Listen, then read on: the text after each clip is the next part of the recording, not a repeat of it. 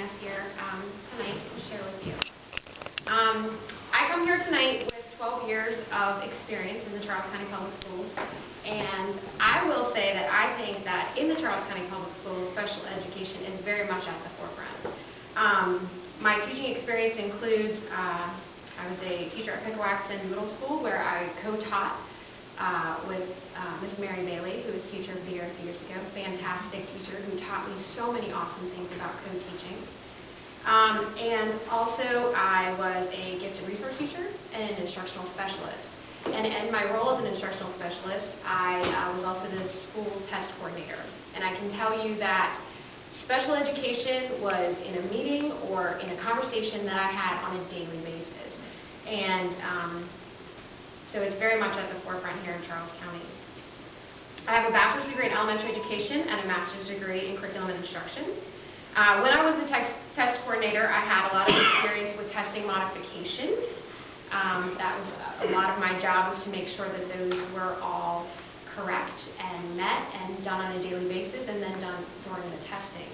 I also have a lot of experience with TestNav, which is the computer program that PARC will be implemented on, and that's how we did our science MSA. So as the test coordinator, I was in charge of that test as well. I heard Dr. Sotomayor talk about the, she called them the accessibility features, and I can tell you that special education, all of our students, they navigate those accessibility features, calculators, highlighters on that test better than we do. I've also had the opportunity to have experience with the alt MSA, mainly in the position as a test coordinator, but I had to review the alt MSA binders and meet with the teachers on a regular basis and be trained in that as well. So I have a lot of experience with the testing and with the students in special education here in Charles County. Professionally and personally, I have a lot of experience. Some initiatives that I would like to see if I were elected, first and foremost, would be to implement a retention program for our very qualified life skills and task teachers. This position is a difficult position. This is a position that in some schools is not as in the forefront as it needs to be. In some schools, I've seen administrators that are in those classrooms, and I've seen amazing teachers, and we really need to work hard to try to retain those teachers, because the students in our life skills and task program thrive on consistency and schedule, and that is their lifeline. So we need to make sure we're training those teachers and that we are providing all of the things that they need on a daily basis. Another thing would be to look at our co-teaching models and to work to provide and continue to provide that adequate training for those, that model.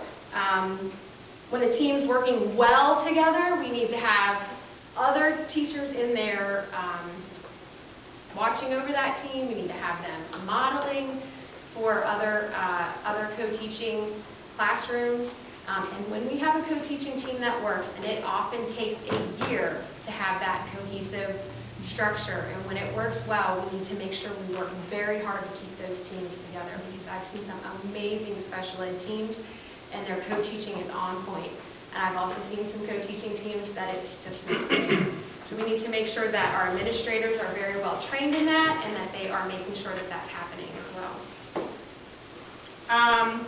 Also, we need to make sure that we keep our numbers down in our affiliate classrooms. Just because there's 2 certified teachers in a classroom does not mean that that's where we can put more kids. We need to make sure that that is one of our priorities.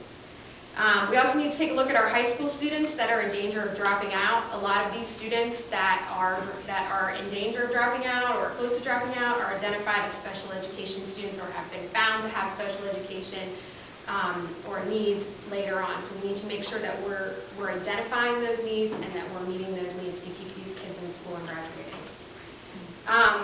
I have met some great educators here in Charles County, and if you go to Walter J. Mitchell, you can walk in and see the Turf Club, and those kids work hard for Miss Bergania, an amazing, amazing special educator. Miss Miriam Radcliffe, who I worked with at Crake, and I know she was at Higdon. I do not know where she is now, but I do know that in my personal life, one of my She called me, well, I'm Aunt Melissa, but one of my dear, dear friends is in the life skill program, and she is nonverbal, and Miss Radcliffe had her husband make a button so that she can push to tell her parents that she loves them. So these are the kind of things that our educators are doing and that we need to continue here. And going back to that, to the testing, to the Alt-MSA, I have mixed emotions about Alt-MSA. It is sometimes a test. We have, we spend a lot of time working on it, and we wonder what are they gaining. Because for Emily, her biggest accomplishment last year was her teacher taught her how to drink out of a straw, and that was our awesome accomplishment that we celebrated with a big celebration. And she showed us how she could do that. But on the other hand, when they're working on Alt-MSA, they're one-on-one with a teacher, and they're working on something one-on-one with a teacher taking care of them. So that's a great thing as well.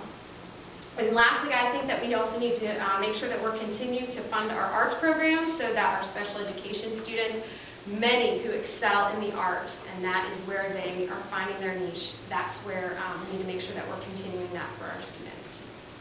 Thank you.